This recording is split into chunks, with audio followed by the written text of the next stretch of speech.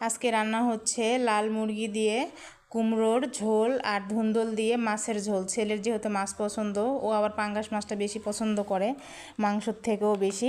Hello guys, আসসালামু আলাইকুম। আপনারা সবাই কেমন আছেন? আলহামদুলিল্লাহ, আমি অনেক ভালো আছি। যারা আমার ফেসবুক থেকে দেখছেন তারা লাইক কমেন্ট শেয়ার করে দিবেন, আর যারা ইউটিউব থেকে দেখছেন তারা চ্যানেলটি সাবস্ক্রাইব করে দিবেন।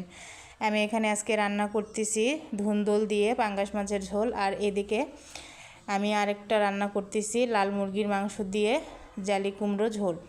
এখানে আমি প্রথমে লাল মুরগিটা রান্না করে নিচ্ছি। একটু কথা বলতে মাঝে মাঝে ভুল হয়ে যায়, আপনারা ক্ষমার দৃষ্টিতে দেখবেন।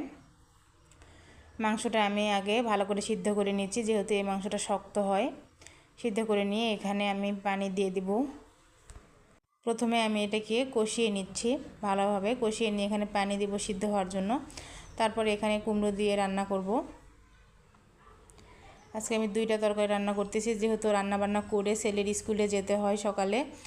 আসতে আসতে মনে করেন যে দুপুর পার হয়ে যায়, এই জন্য একবারে রান্নাবান্না করে রেখে যেতে হয়, যেন এসে আর কোনো ঝামেলা না করতে হয়। বা রাতে মানে আমার সারাদিনের রান্নাটাই আমি দুপুরের আগে একবারে করে নেই, তা না হলে আমি আসলে সময় পাই না। ছেলেকে নিয়ে প্রাইভেটে যেতে হয়, সব মিলিয়ে অনেক চাপের উপর দিয়ে যায়, তাই একবারে রান্না করে নেই।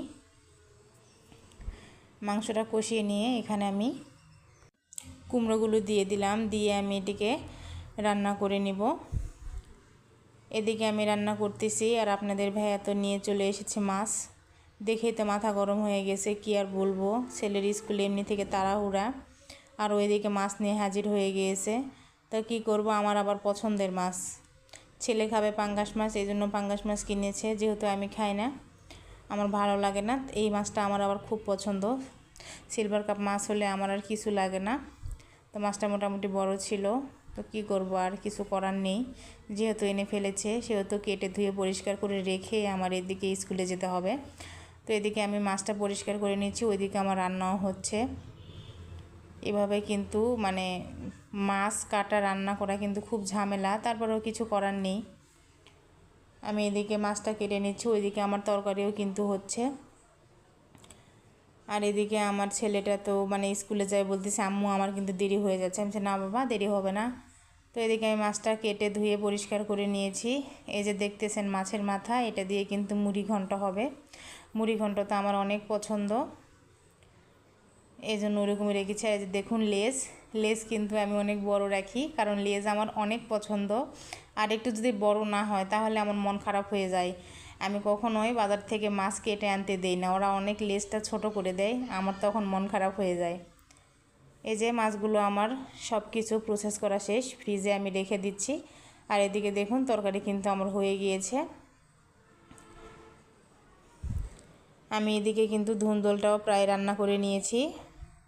এদিকে মাছ কাটতে কাটতে এদিকে আমার 2 তরকারি প্রায় হয়ে গেছে। এই তরকারিটা নামিয়ে নিয়ে আমি ওই তরকারিটাও নামিয়ে নিব।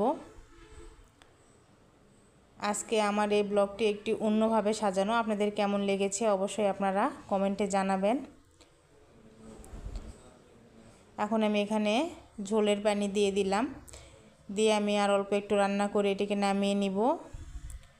এই যে দেখুন বন্ধুরা, তরকারি কিন্তু আমার প্রায় হয়ে গিয়েছে। আমি কিন্তু এই তরকারিটা নামিয়ে নিয়েছি। এইবার আমি এখানে যে দেখুন এই তরকারিও কিন্তু আমার প্রায় হওয়া মানে হয়েই গেছে। এখানে মাছ দিয়ে দিলাম। ছেলে তো ওই পাঙ্গাস মাছ পাইলে আর কিছু লাগে না, এত খুশি হয় যে কি বলবো, খুবই পছন্দ করে ছেলে। ওর জন্যই আসলে এই মাছটা রান্না করা। 2টা তরকারি কিন্তু আমাদের জন্য অনেক বেশি হয়ে যায়। তারপরও এদিকে ছেলেকে স্কুল থেকে নিয়ে আসার সময় খুব গরম লেগেছে, তাই আমি আইসক্রিম খেয়ে নিয়েছি। আর দেখুন বন্ধুরা, এত বড় বড় কি বলবো, খুরা বলে না কি বলে, ডাটা বলে, অনেক বড় বড়, তাই একটু ভিডিও